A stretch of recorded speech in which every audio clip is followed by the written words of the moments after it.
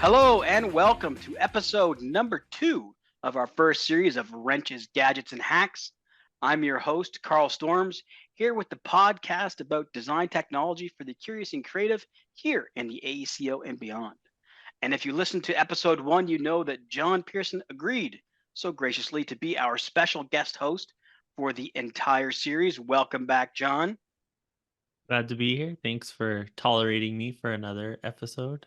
We like people that make some all right Revit add-ins for sure, which are much better than There that. you You go. sell yourself short.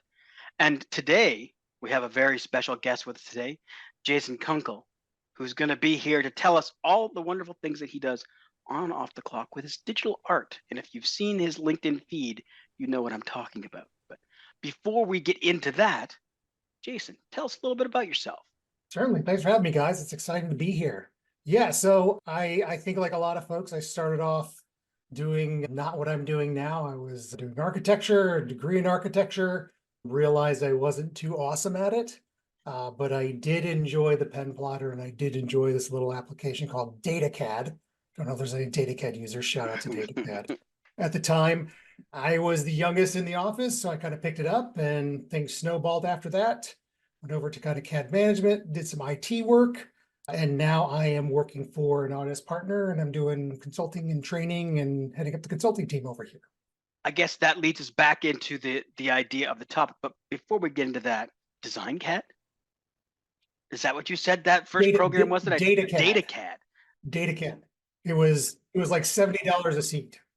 All right. I was gonna say I haven't heard that. So it was just above the ones you got at the local convenience store. You'd go in and you get that, CAD Plus for $24.99. You'd put on your 486 and Yep. draw your deck for it back.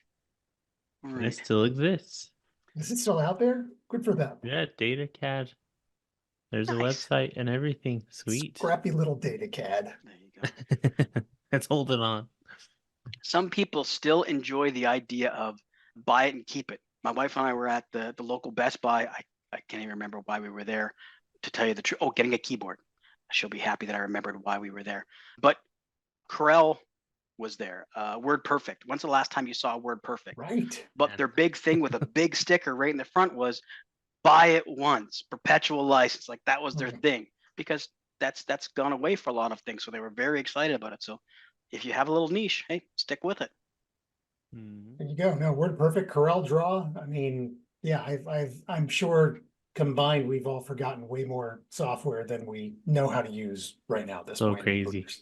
Yeah. Absolutely true. Absolutely true. And as you said, Jason, as you move on from, practice into consulting and then into sort of leading teams, that you get further and further removed from the software, which is that love-hate relationship. You're like, it's great. I'm not doing production every day, but then you're like, I sort of forget things. I remember there was a shortcut for that, or there was, and I miss that not being in it, day to day. I mean, I don't miss it being there every day, but sometimes I wish I could just, put on the headphones and spend the afternoon playing in Revit or whatever you want to use in that scenario. Oh yeah. Yeah. No, it's a different world. It's a lot of RFPs for me now. It's, performance reviews, timesheet approvals. I mean, it's good stuff. I do really like working with the team of kind of like-minded nerds, right? You kind of find your people, and it feels really good to have kind of found my people. So I think that's a great way of putting it. And that's another reason before we started recording, Jason and I were sort of talking about why this podcast came to exist. And when I was working with Bill and Dana and all those on the BIM Thoughts podcast, we found episode after episode after episode that everyone that we talked to, they were like-minded nerds or tech geeks, and they like to make stuff and they like to do stuff, sort of beyond what we do. And that's sort of how this all became what it is, because we are all like that. And once we find our people, which is a great way of saying it, Jason, we kind of like gravitate towards them. And so we put something out so everyone can keep finding their people. that's awesome. Yeah. I mean, and you guys, both of you guys were just inspirations for me on social media and everything, just kind of learning to share. I mean, it's a weird thing. I mean, I don't know. I think we're all introverts here by nature. Yeah. And it is a weird thing. And Carl, you're just kind of you're there naturally. I mean, you're every conference. That's the running joke, right? 27 submissions, and somehow you do 30 sessions. And John, you just how do I want to put it? Just generously and kindly put it out there. I mean, there's just so much negativity out there, and just, when I look at your stuff, like this is how I want to talk to people. You don't want to put them down, you want to bring them up. So yeah, no, this is awesome being with you guys and being able to talk about this. I think it's exciting, and it's been fun to be able to hide behind the screen, I think, and share, and not have to, really forcefully put yourself out there. Which is just not Definitely. part of my nature at all. Yeah. Yeah, one of those yeah, it's all true. And a quote I really likes from Adam Savage, and it says like no one will know what you can do unless you show them, you know. So Right. that's like a big part of that drive of sharing things. And yeah, all of this comics that you're posting on LinkedIn, every time I see them, I'm like, this is such a cool way to share these things, you know? So it's like, it's a cool twist on this. And a few years ago, Marcelo had a comic that he did similar things. They were less instructional and more making fun of the profession as a whole, I think. So it's a really cool twist for sure. So it's definitely appreciated the sharing. Oh, thank you. Yeah, I have fun doing them. I've drawn forever. I've got a picture from when I was, 6. It's a crayon of Batman and Robin that my mom gave me a couple weeks ago. I should probably frame it somewhere.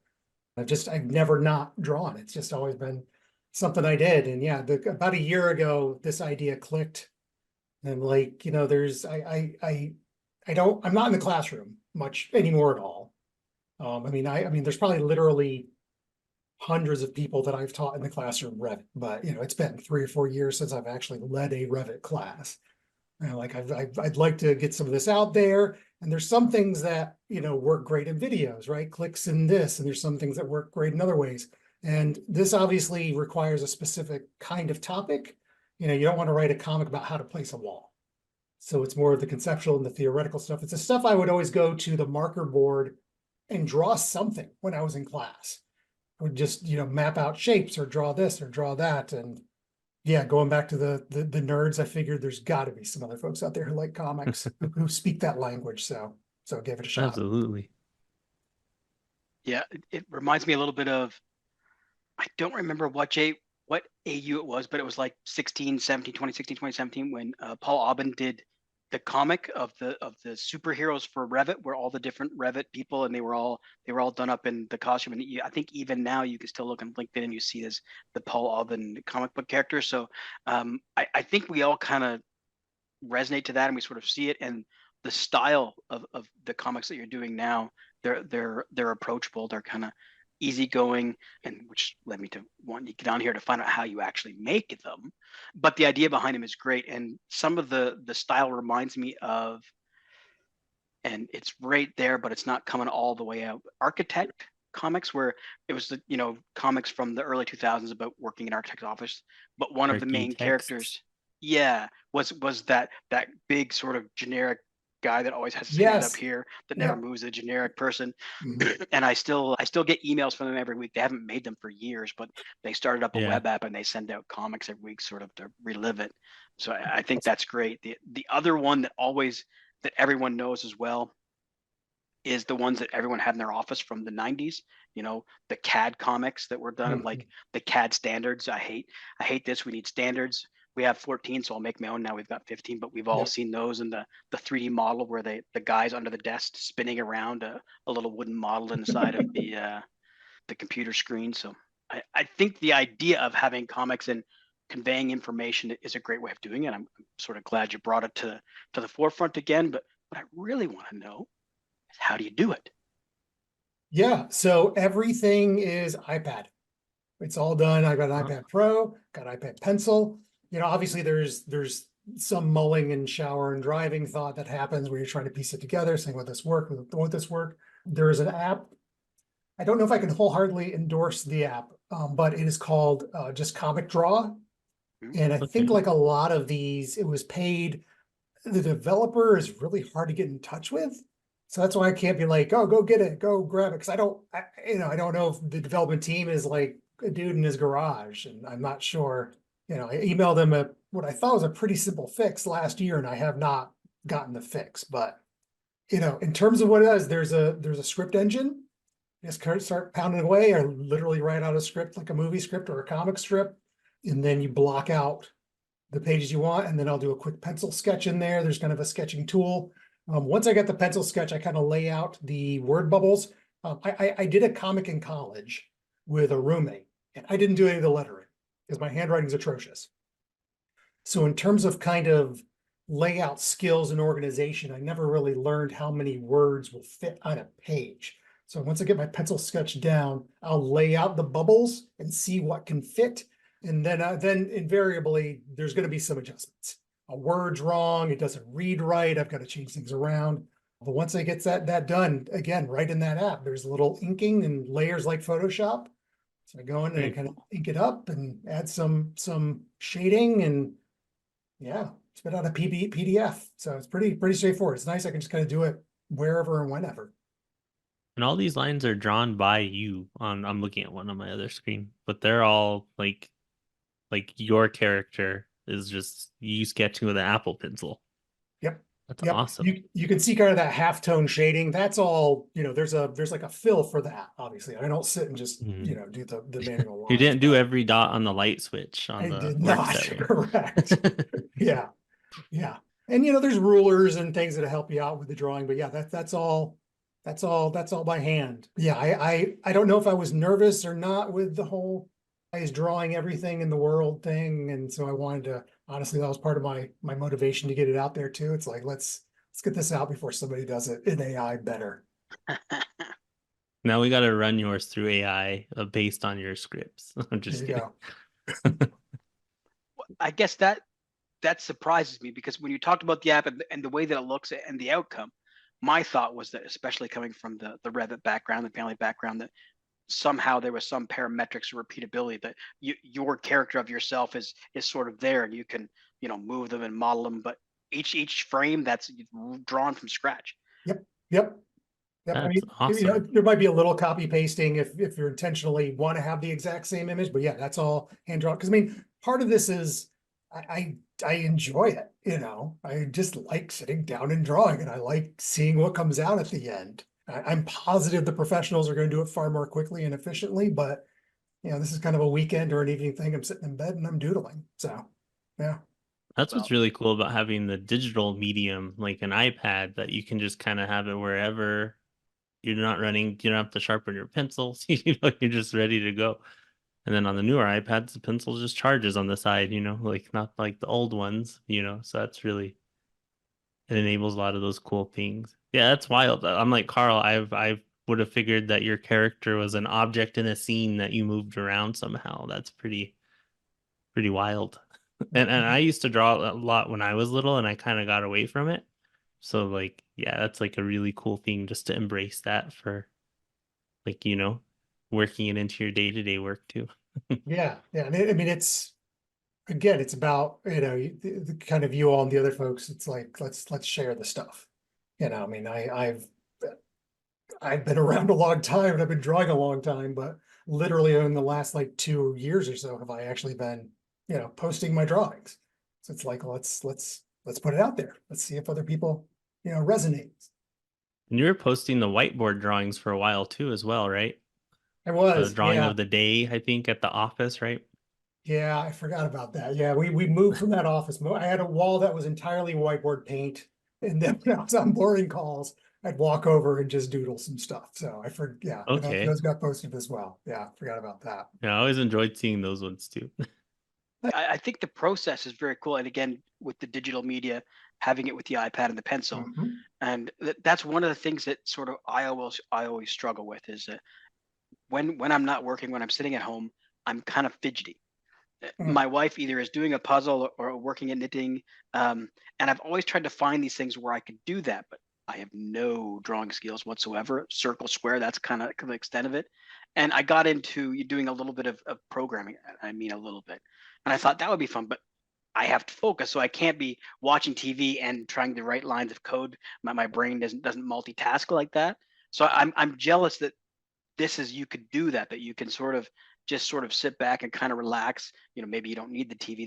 That this takes you away into your own world, but to have that outlet for your creativity. I feel like I have this creativity locked inside of me, but when it comes out, it's just squares and circles. That's it. There's nothing else. There's no beautiful writing. That's why I like cyanide, and but that was Happiness.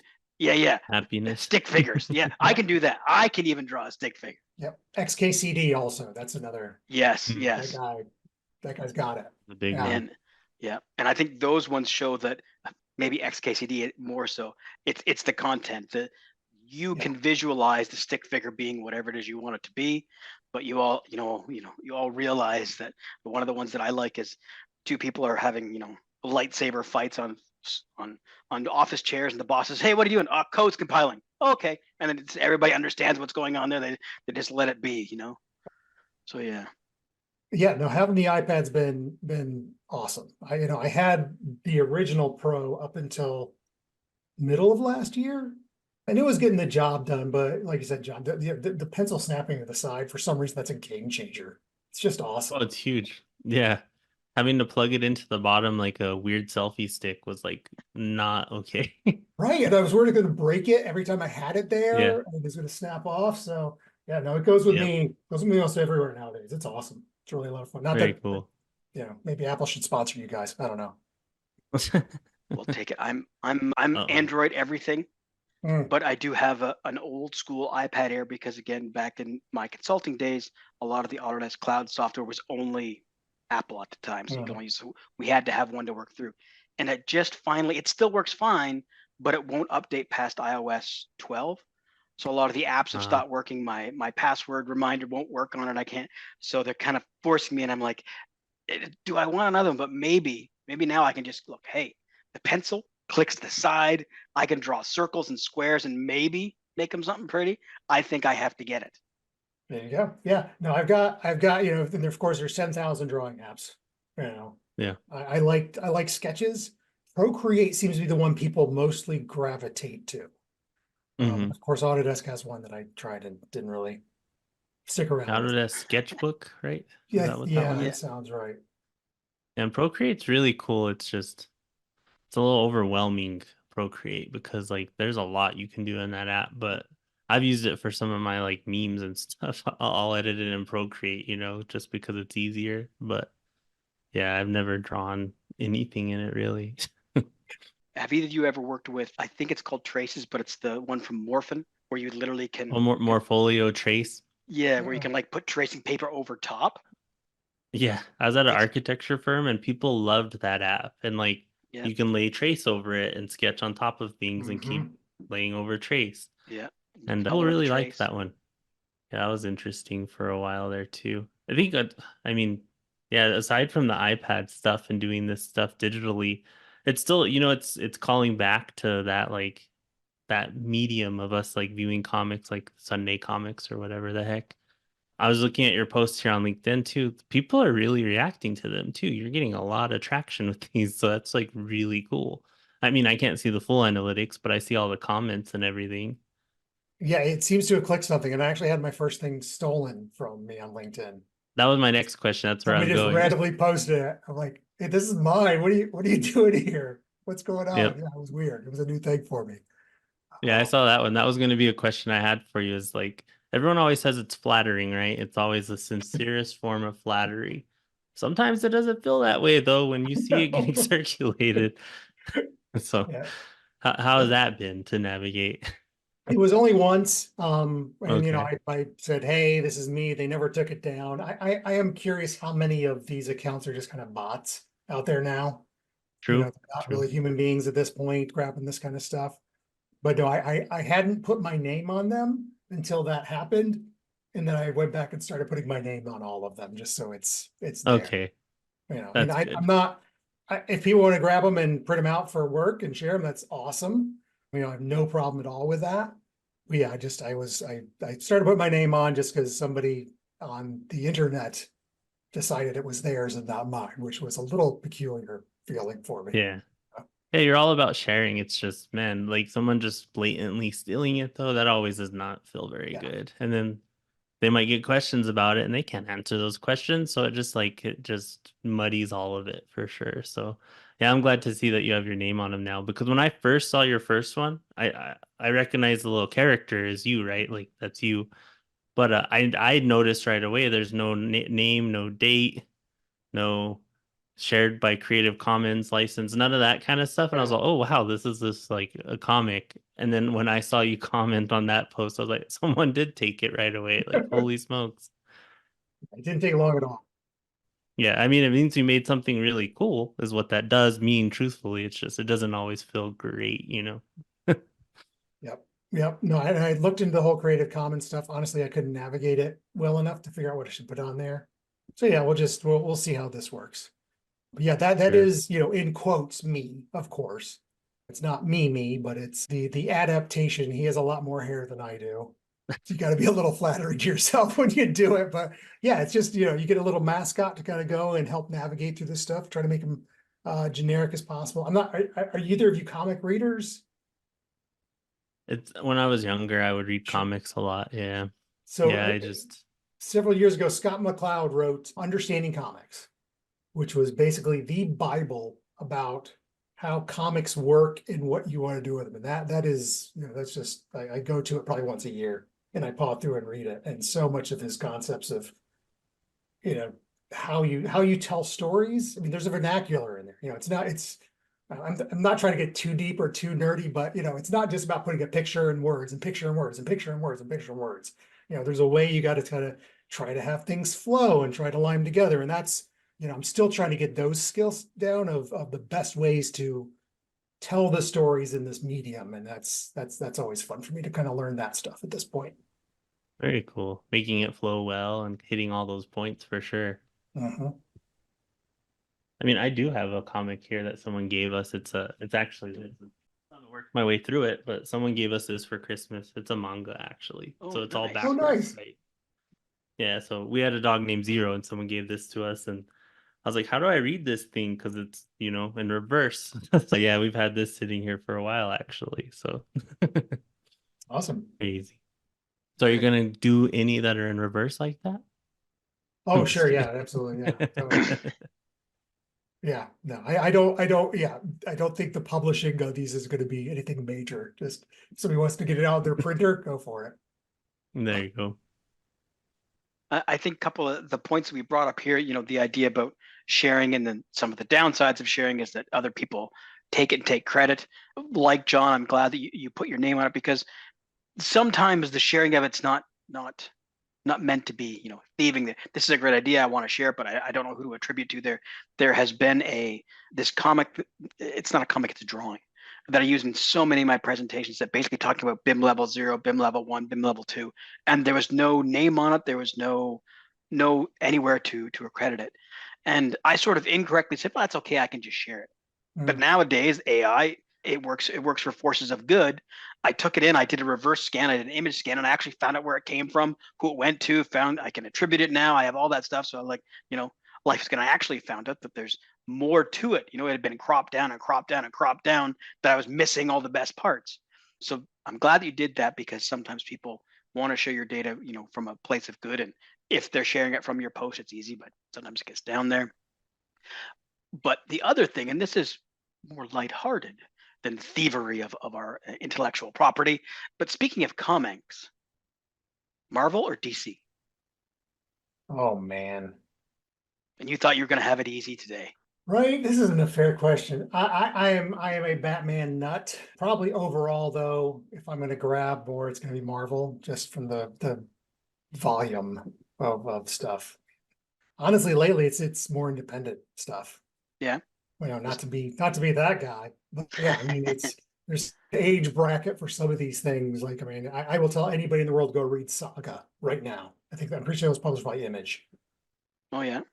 You can't even describe it, but I think if anybody's listening who knows Saga, they're nodding their head right now. Like, yep, yep, go read that. It's awesome. Yeah, that is not a Marvel or a DC. So I'm hopping around those realms these days. Just as you were sharing that, going back and forth, I was going to throw Image out there just because I remember Spawn, and I'm drawing a blank on the guy that created Spawn. Todd McFarlane. Thank you. Canadian, Edmonton, all that sort of stuff. So I remember all of that going through and getting it. For me, growing up, the comic that resonated with me was The Incredible Hulk, right around the same time as the cheesy 80s TV show with the purple pants and Lou Ferrigno and the whole sort of thing that I can watch any other comic, any other thing, and I always resonate to that. And I'm always upset of how bad they've treated that character in the movies. So hopefully they'll rectify that and do some justice to it. But yeah. It's such a weird world. I mean, I've got buddies who we were all, into this as kids, and we talk about it now. And it's like my mom knows who Doctor Strange is, which is just so weird. Like it's just such a different world now. I don't It's understand what we're crazy. living in. I mean, I remember like, that first Spider-Man we came out way back with Tobey Maguire, and like that was like kind of that beginning of all these superhero movies going really crazy. When I was little, I really liked Batman a lot. Like Batman was always the cartoons I watched, the movies, all those ones were always like my favorites. The animated series, that was a great cartoon. These days I lean towards a lot of Marvel because it's like quantities out there, like you said, Jason. Like there's a lot of it. And yeah, when I didn't read a whole lot of comics when I was little. I had a bunch of random comics, but I even had comics that were Ren and Stimpy. It was like kind of wild. It's like what? And then I had Ninja Turtles as well. That was kind of the ones that I read a lot. Ninja Turtles is solid, very, very Yeah. solid. Yeah, Yeah, it is weird that it's the mainstream because it was so long we were, I mean, literally hiding and scared. I mean, that's not something you talk about in high school. That you got the latest issue of The Dark Knight, and then all of a sudden, Yeah. everybody, every You have t-shirts. like a hoodie on that has like Batman on it. Like you're not like the cool person way back when, right? Like now Yeah, everyone has all the gear. yeah. Which in some ways it's lovely, because Yeah, you can do stuff like this, and you're not going to have people point the fingers like, "What's that comic? That's stupid." It's no, you're good, you know. for sure. absolutely. And it's opened the world to so many other, you know, things that we do. And that, again, part of getting this podcast that you bring in place, like my old school Atari Well, that T-shirt for those listening. I'm showing an old Atari logo T-shirt, all sort of things that it kind of brings back into the front, and how we can bring that back again, which brings us full circle back to the idea of sharing and how we all kind of do our own thing. It's always weird to talk about something that you do as a positive, but you mentioned what I do and what John does, Jason. But the posts that I find that you do now, again, we mentioned how you sort of progressed and now you're looking after team and doing that. And I find that the posts that you share about, how you're listening to the people you work with and how you learn from them and how you're taking things that you've done in your past and moving them forward to work as a management type of role. That really resonates with me, maybe because I'm also getting a lot of that gray hair and I'm getting old, so it's that time. But sharing not only your experiences, but being open about how you've done things and how you can improve, I think is good. And maybe we'll start seeing things like that come out in the comic form. Oh, that's a good idea. Yeah, I've got 2 more issues that are done. They're definitely Revit heavy, and like I said, there's only so many topics in Revit that lend themselves to this. No, I have not thought about what kind of season 2 will be like, but yeah, maybe I'll branch away from the software stuff at this point and try out some other things. That'd be an interesting route. Yeah, I'll have to jot that down. Good call. Well, the idea of branding, you mentioned the little character it's you, but with license, me with my silly hat that I wear when I speak. But if you're going to go down that road, and if there is going to be a season 2, season 3 of the comics, the next time you go to a big event, maybe you print a dozen or 20 of them out, share them. They will become things. We see people hold these things, they'll put them up there, and that I recommend maybe doing that. People will be clamoring to get a hold of the Jason original. Awesome. I got 2 of your stickers right over here on my. I make continuing the nerd path. I make dice like D&D dice. I've got a pressure pot over here. I've got 2 of your stickers right on it. So yeah, I see you with your That's hat all awesome. the time. Well, last episode we were talking about 3D printing. At this Christmas, I got Black Friday, whatever, the Boxing Day, whatever we're calling it. I got a Cricut machine. And so now I can like literally make my own stickers. I can 3D print thing and tie it together, and it's like this tiny little CNC machine that does writing all this stuff. And Bill DeBevick had one for a long time. Dana had one for a long time. They were saying, "Oh, you should get it." We Similar to have me one. telling, yeah. See, it's all these little cool things that you can do and expand your world. That technology is making the geek and the maker easier for everyone. Oh yeah, yeah. Yeah. No, I'm sure it's the same way for you guys. Our local library has a makerspace now. Hmm. Oh They yeah. got racks and racks of 3D printers. It's wild. It's awesome. Yeah. It's so cool, all the accessibility of these things. Like your library card can give you all sorts of cool stuff these days, or like the local community college. Like we have a huge makerspace here with like lathes and lasers, like all sorts of crazy machines that you can go use for at the college. It's a monthly fee, but like some of that equipment's really expensive, So it's like it is so cool. And I mean, even just thinking that you can, like Carl just said, have your own little cutting machine in your house or whatever is pretty sweet. It's Uh, like it's crazy what we have access to. yeah, It absolutely is. the democratization of it all. I mean, even even just doing this, right? Just videos or doing podcasts. I mean, it's anybody can do it. $60 for a microphone probably, and $5 for a purple light, and there you go. It's awesome. It's so cool. That is absolutely true. If I put this together, trust me, anyone can do it. So yeah, 100%. So with that being said, we're getting right up to that half hour. We like to keep it short and sweet here, but before we end the podcast, we always like to ask all of our guests, in our namesake, for a hack dealing with this particular topic. So digital art, I'll leave what the hack entails to you, Jason, but the floor is yours. Awesome. So I'm going to lean back on kind of the overall theme of the nerds and everything. And something that inspired me to move along was a book I read. So my hack for everyone is to embrace your weird. And that is really about finding what sings to you and sing it out loud and see if other people like the tune. Nice. And are you going to follow that up with an actual rendition of a song or something, or that singing is not my forte? Maybe the next person on your podcast will have made songs about AEC and they can do one for you. So there you go. All right. Awesome. That's awesome. Thank you so much for being here, Jason. Thanks again, John, for coming and being the guest host for this series. And as we sign off, I just want to thank everyone for joining us for another episodes of Wrenches, Gadgets, and Hacks. As you remember, we're here to explore the tools, technologies, and time-saving hacks that are shaping the future. If you enjoyed this episode, be sure not to forget to hit subscribe, again, down here somewhere. Stay tuned for more insights in the exciting world of AECO and technology. Until next time, keep building, innovating, and exploring the possibilities.